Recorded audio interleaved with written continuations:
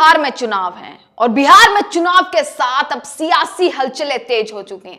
सबकी नजर इस वक्त बिहार पे है कि आखिरकार बिहार में क्या खेला होने वाला है। नीतीश कुमार का अब क्या होगा, मोदी जी अब क्या नया करने वाले हैं।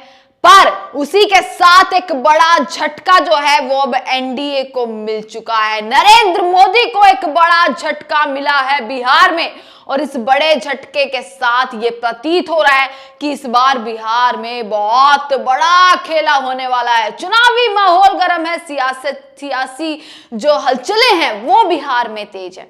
जी हां, मैं जिसका नाम आपको बता रही हूं, कहीं ना कहीं एक ऊंचा कद एनडीए में वो रखते हैं, जिन्होंने अब एनडीए को झटका देते हुए पार्टी को छोड़ दिया है, ऐलान कर दिया है कि मैं एनडीए को छोड़ना चाहता हूं। और ये भी कहा, और क्या क्या कहा ये मैं सारी चीजें बताऊंगी, पर उनका नाम है पशुपति पारस। जी हां, राष्ट्रीय लोक जनशक्ति पार्टी आरएलजेपी के राष्ट्रीय अध्यक्ष एवं पूर्व केंद्रीय मंत्री पशुपति पारस ने एनडीए को छोड़ दिया है।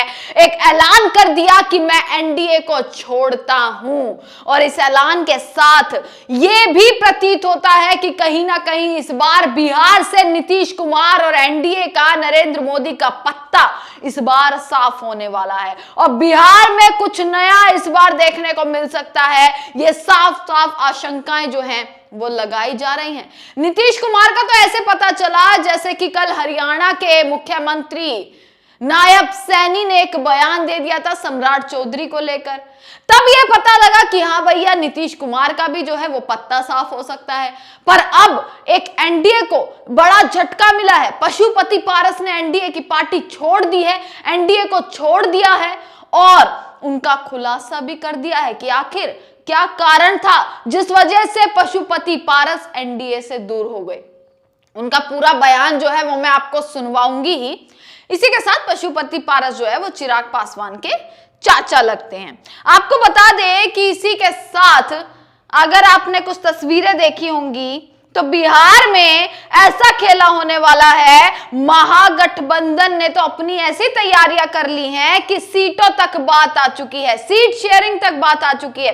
राहुल गांधी तेजस्वी यादव से मिले, यानी कि राहुल गांधी और तेजस्वी यादव की मीटिंग ने भी बड़े सवाल खड़े कर दिए हैं कि आखिरकार सीट शेयरिंग पर अभी से महागठबंधन जो है वो पूरी तैयारी कर चुका है, सीट शेयरिंग तक बात आ चुकी है, परंतु एनडीए और नीतीश कुमार को केवल झटके पे झटके मिल रहे हैं। एनडीए में पशुपति पारस ने पार्टी को छोड़ा, एनडीए को छोड़ा, उसका किस तरीके से असर पड़ता है और कैसे नीतीश कुमार ने जब वक्फ बिल का समर्थन दिया और उस वक्फ बिल से तमाम मुस्लिम लोग, बिहार की मुस्लिम जनता, मुस्लिम नेताओं ने इस्तीफे दे दिए, जेडीयू के तमाम लीडर्स ने इस्तीफे दे दिए, बड़े से बड़े नाम जिसमें शामिल हैं उन्होंने इस्तीफा दे दिया। बिहार के मुस्लिम जनता जो है नीतीश कुमार से आक्रोश में है, नीतीश कुमार से नाराज हो चुकी है। तो इस बार नीतीश कुमार के लिए एक बड़ी मुसीबत जो है वो आन खड़ी है और ये पूरा का पूरा खेल जो है वो बिहार में अब होने वाला है। पशुपति पारस ने क्या कहा वो मैं आपको बता देती हूं कि पशुपति पारस के बयान आखिरकार क्या हैं। पशुपति पारस ने कहा, एनडीए को छोड़ने का ऐलान करते हुए उन्होंने यह चीज कही कि हमारी पार्टी बिहार में 243 विधानसभा सीटों पर अपनी पार्टी को मजबूत करेगी और उन्होंने यह भी कहा कि आज मैं महागठबंधन में शामिल हो गया, यानी कि एनडीए से एक बड़ा मंत्री, एक बड़े नेता महागठबंधन की ओर चले गए। अब यहां से आप अंदेशा लगा सकते हैं कि आखिर एनडीए का इस बार बिहार में क्या हाल होने वाला है और महागठबंधन किस तरीके से खुद को स्ट्रॉन्ग करता जा रहा है, क्या पोजीशन स्ट्रॉन्ग जो है वो महागठबंधन की हो रही है। पशुपति पारस ने और क्या क्या चीजें कही वो भी मैं आपको जो है वो यहां पर बता रही हूं।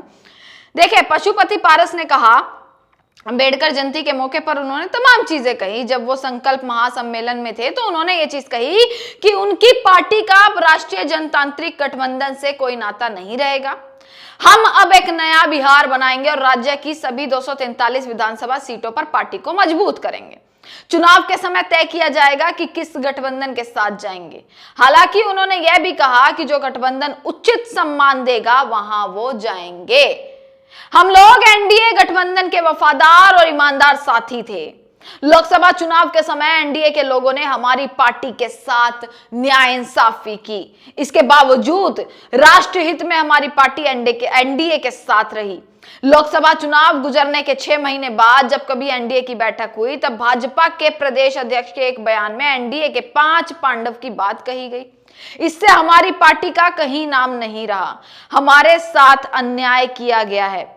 पशुपति पारस ने एनडीए सरकार पर हमला बोलते हुए यह चीज साफ कही कि किस तरीके से यह सरकार भ्रष्टाचारी और दलित विरोधी सरकार है। सदन में अंबेडकर साहब को अपमानित करने का काम यह पार्टी करती है, एनडीए की सरकार करती है।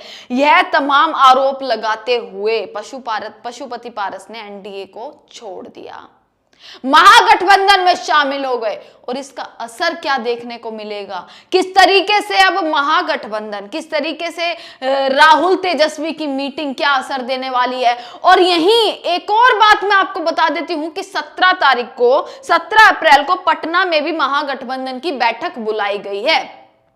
महागठबंधन की बैठक होगी 17 अप्रैल को पटना में। तमाम मुद्दों पर चर्चा होगी। बिहार के विधानसभा चुनाव में सीट शेयरिंग को लेकर चर्चा होगी। और यह भी कहा जा रहा है कि पशुपति पारस अब इस मीटिंग में, इस बैठक में जो है वो शामिल होने जा रहे हैं। दोस्तों, ये तो पहला ही नाम था पशुपति पारस, जिन्होंने सरकार का विरोध करते हुए दलित विरोधी सरकार इनको ठहरा दिया, भ्रष्टाचारी सरकार इनको ठहराते हुए एनडीए से अलग हो गए और महागठबंधन में शामिल हुए।